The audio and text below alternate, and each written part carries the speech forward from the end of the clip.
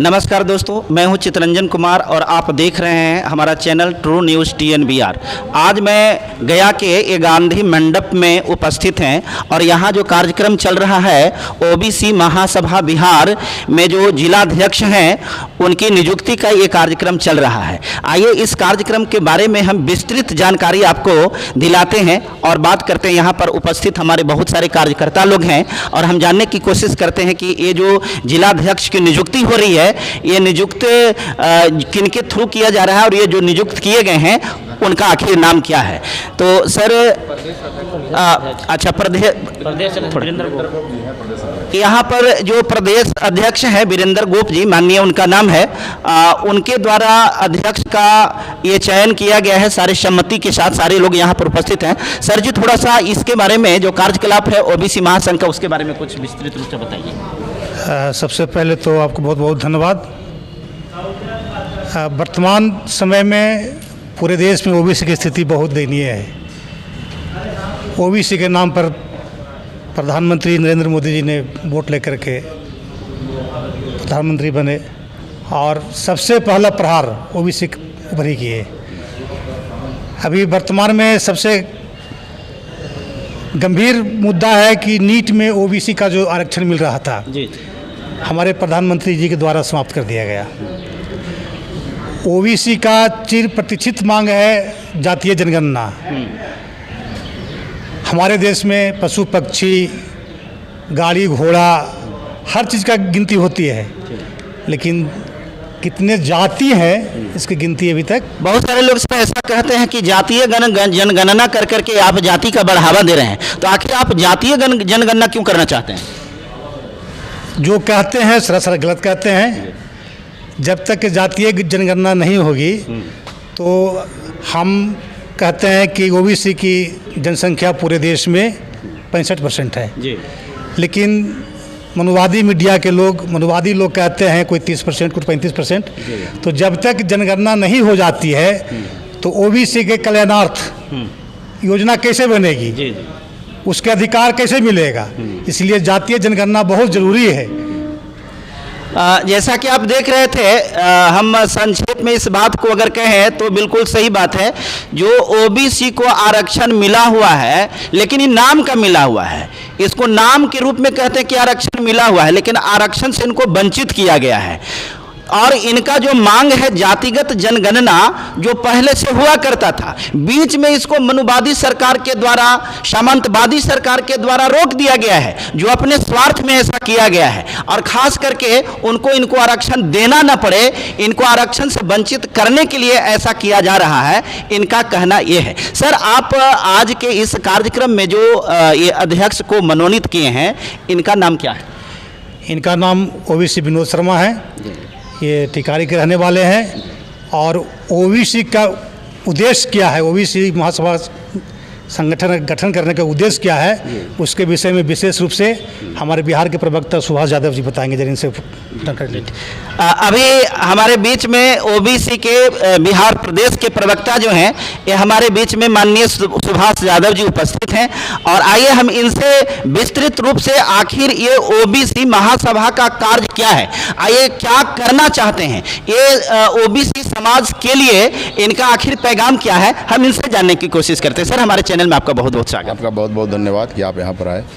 Sir बताइए थोड़ा सा विस्तृत रूप से कि आप OBC के लिए क्या करना चाहते हैं? देखिए OBC कोई नई चीज़ नहीं है। हम लोगों ने OBC का इजाद नहीं किया जी। ये कई सालों का सतत जो भारतीय समाज की जो व्यवस्था है, आर्थिक रूप से, शैक्षिक रूप से, सामाजिक रूप से क्लासिफिकेशन करते हुए और कुछ जातियों को, क्योंकि भारत में जातीय व्यवस्था सदियों से है, परंपरा रही है, तो आर्थिक, शैक्षणिक और सामाजिक वर्गीकरण के तहत OBC वर्ग एक बनाया गया।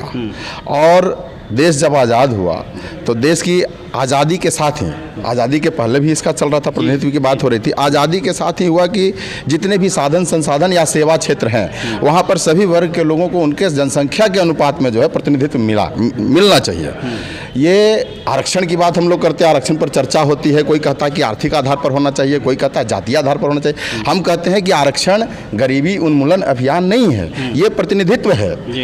देश में जितने भी साधन संसाधन या सेवा क्षेत्र में जो पद सृजित किए गए हैं उसमें सभी वर्ग के लोगों को उनके जनसंख्या के अनुपात में प्रतिनिधित्व मिलना चाहिए। तभी इस देश का जो स्वरूप है, भारत संघ का जो स्वरूप है, वो सार्थक होगा। हम इसकी लड़ाई लड़ रहे हैं। तो अभी आप देख रहे हैं इस पीरियड में कि जो यहाँ की सेंट्रल गवर्नमेंट है या फिर बिहार सरकार की भी बात करें तो जो भी आपके फंडामेंटल राइट्स है या जो भी कॉन्स्टिट्यूशनल राइट्स आपको मिला हुआ है वो सारा चीज़ को समाप्त कर रहा है और आपको कुछ मिल नहीं रहा है। तो इस प्रकार से बनाने के बाद भी अगर आपको ये राइट्स न मिले तो क्या करेंगे? हाँ, यही तो बात है। समस्या तो अभी कोरोना के नाम पर देख लीजिए, अभी तो जैसे लग रहा है कि भविष्य वक्ता हो गए हैं। अभी कोरोना की तीसरी लहर आने वाली है, इसका घोषणा और भविष्य वक्ता के तौर पर जो है इसका घोषणा लोग कर रहे हैं। कोरोना के नाम पर पिछले 1.5 साल पर 5 फंडामेंटल राइट्स हैं जिसमें एक शिक्षा का अधिकार। शिक्षा सबसे जरूरी चीज है, अहम चीज है। शिक्षा के बगैर सब कुछ खत्म है, कुछ भी नहीं है। शिक्षा पिछले 1.5 सालों से इस देश में बंद है कोरोना के नाम पर। तो शिक्षा का जो right to education fundamental right है उसको खत्म कर दिया गया। आपका स्वतंत्रता का जो अधिकार है, लोकतांत्रिक व्यवस्था में जनता तय करती है कि हमको क्या करना है। हाँ, सरकार के कुछ कायदे हैं, संविधान है, संविधान के हिसाब से।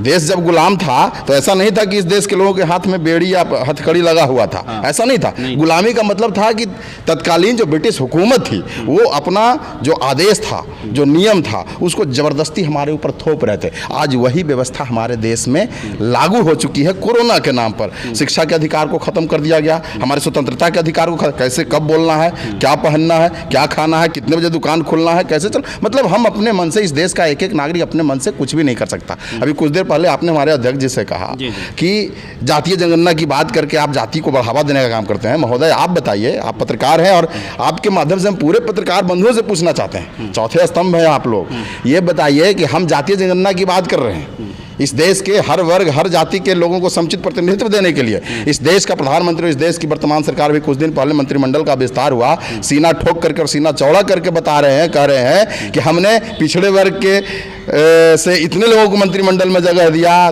दलित वर्ग से इतने। किस लिए, क्यों बता रहे हैं, क्यों सीना ठोक के, ताल ठोक के ये बात बता रहे हैं? ठगने के लिए। और हम उनसे भी कहना चाहते हैं जिनको मंत्रिमंडल में जगह मिला है, जो प्रतिनिधित्व कर रहे हैं पिछड़े वर्ग का, अति पिछड़े वर्ग का, दलित वर्ग का, उन माननीय मंत्रीगण से भी मैं कह रहा हूं कि इस देश के संवैधानिक ढांचा को बरकरार रखने के लिए बाबा साहब भीमराव अम्बेडकर और तत्कालीन जो संविधान सभा था उसका जो कंसेप्ट था कि इस देश में सभी वर्ग के लोगों को समुचित अधिकार मिले, तो इसके लिए मंत्रिमंडल में शामिल होकर सिर्फ अपना स्वार्थ सिद्ध नहीं करें, देश के उन लोगों का जिस वर्ग से वो संबंधित हैं उनके हक और अधिकार के लिए वहां आवाज उठाने का काम करें। तो ये बहुत सारे लोग जो हैं आपके मंत्रिमंडल में शामिल हैं जो आपके कैटेगरी से हैं और उस रिजर्वेशन के आधार पर भी वो गए हैं, तो आपको क्या लगता है कि वो लोग आपके फेवर में काम नहीं कर रहे हैं? हम तो सबसे बड़े तो प्रधानमंत्री की ही बात कर रहे हैं। प्रधानमंत्री 2014 में जोर शोर से आए कि पिछड़ा का बेटा है।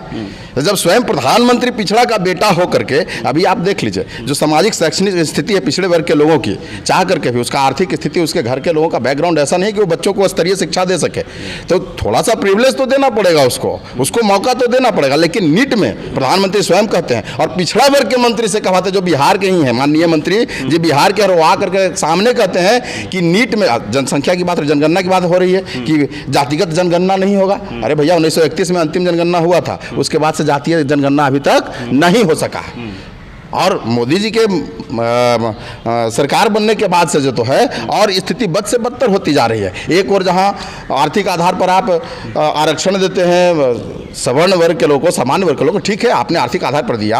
आपको याद होगा कि जब बीपी सिंह की सरकार थी। सर, 1 मिनट आपको रोकना चाहेंगे, जहां पर ये आरक्षण की बात आ गई है और स्वर्ण आरक्षण की आप बात कर रहे हैं, तो मैंने देखा है कि ये बिहार में ही नहीं, मैंने भारत की नागरिकता में हम देख रहे हैं कि यहाँ एक दलित परिवार का आय जो सर्टिफिकेट बनता है, इनकम सर्टिफिकेट बनता है, तो 60,000 वाला जो है वो दलित है।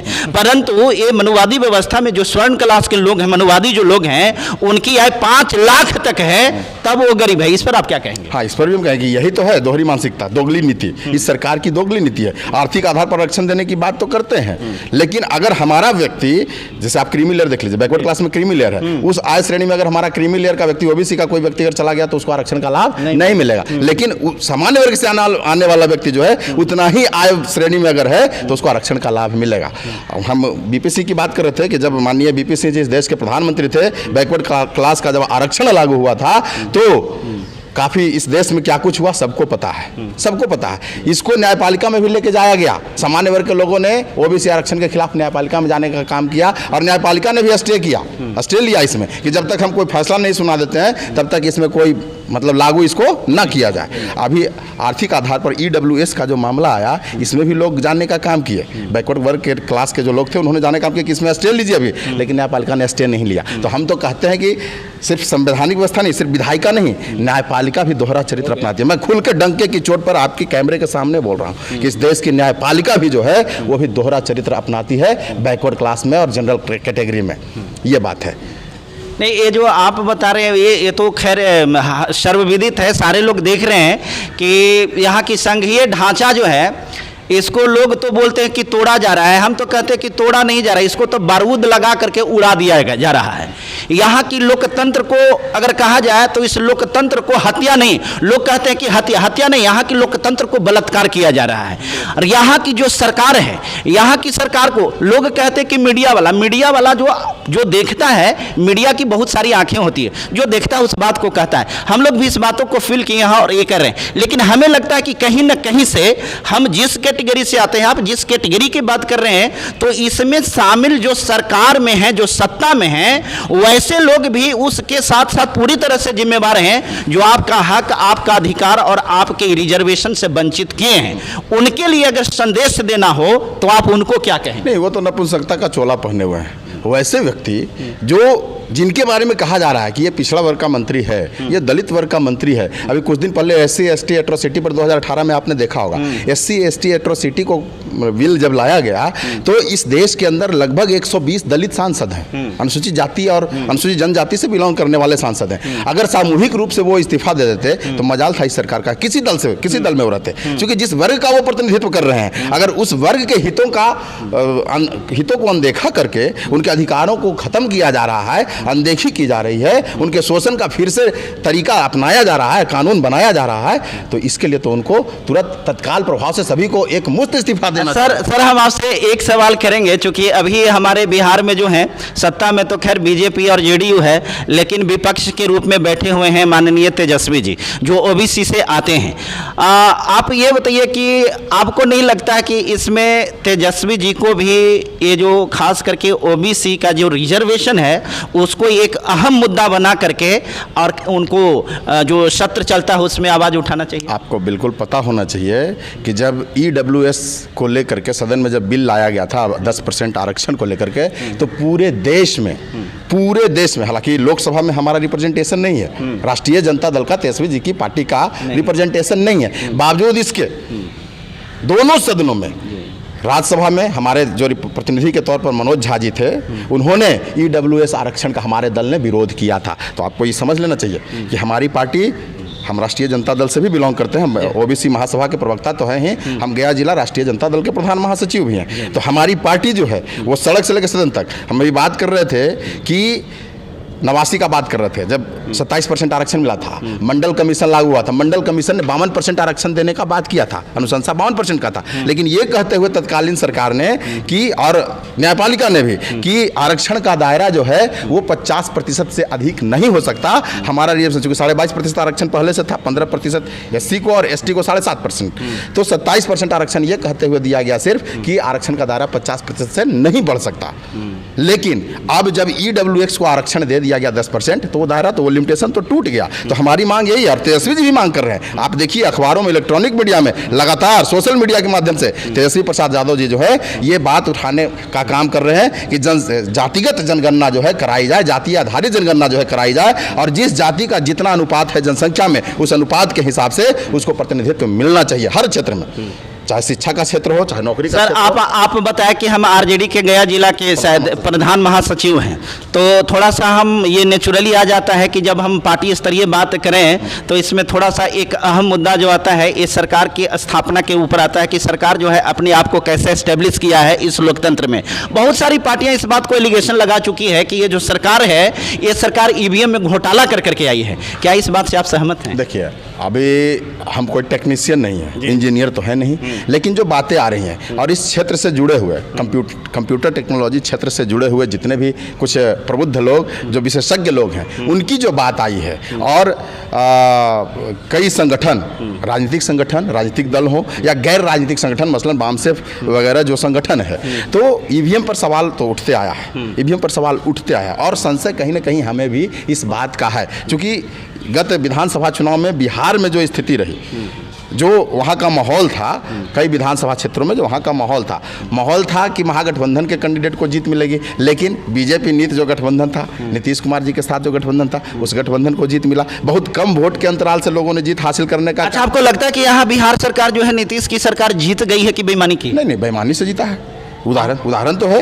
अभी हम गया जिला में उदाहरण, टिकारी का उदाहरण देख लीजिए, आप हिलसा से देख लीजिए, उदाहरण देख लीजिए, शक्ति सिंह जी जो है उनको घोषणा हो गया कि आप चुनाव जीत गए, बाद में उनको परबत्ता देख लीजिए। तो कई जगह ऐसे हैं कि पहले जीत का घोषणा कर दिया गया, लेकिन सर्टिफिकेट जो है नीतीश जी के जो लोग थे, एनडीए के जो लोग थे, उनको दे दिया गया। तो हम तो बार बार कह रहे हैं, जब से रिजल्ट हुआ तब से करें कि बेईमानी से इन्होंने सत्ता और सरकार मारने का काम किया। अगर बेईमानी से आ भी गए तो जो मकसद होता है राज्य के लोगों का सेवा करने का, राज्य की सेवा करने का, राज्य के विधि व्यवस्था को सुचारू रूप से चला करके राज्य को विकास के रास्ते पर ले जाने का, उसमें भी ये लोग नाकाम साबित हो रहे हैं। ये लोग किसी न किसी प्रकार से सिर्फ सत्ता में बने रह करके और सत्ता सुख प्राप्त करना चाहते हैं। बस मुख्यमंत्री की कुर्सी पर बने रहे, एक अन्य मार्ग में जमे रहे, यही इनका मानसिकता, यही इनका। आखिरी सवाल के साथ सर हम इस कार्यक्रम को समाप्त करेंगे कि अभी आपने देखा कि ये बिहार में जो एक IAS ऑफिसर सुधीर कुमार है, जो दलित IAS हैं, और वो थाना में जाते हैं नीतीश कुमार और मनोहर महाराज के खिलाफ में FIR करने के लिए,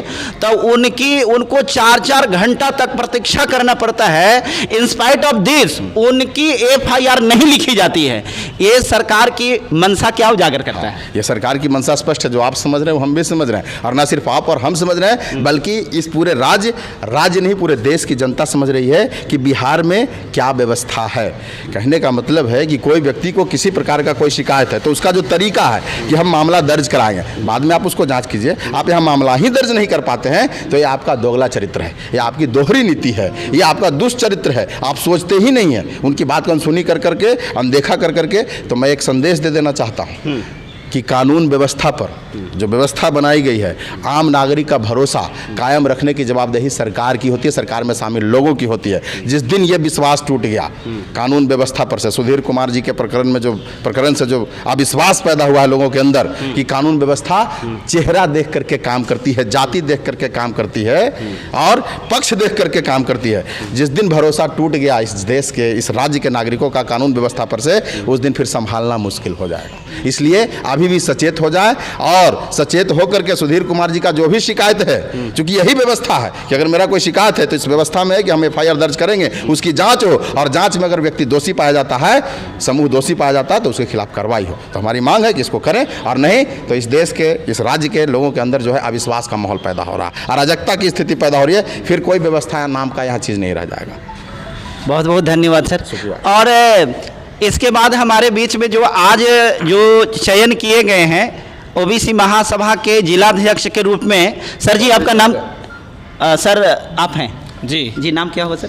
विनोद शर्मा मेरा नाम हुआ जी। आज सर पूरा परिचय दिया जाए। मेरा नाम विनोद शर्मा हुआ और ऐसे टेकारी प्रखंड में छठमा हमारा घर है।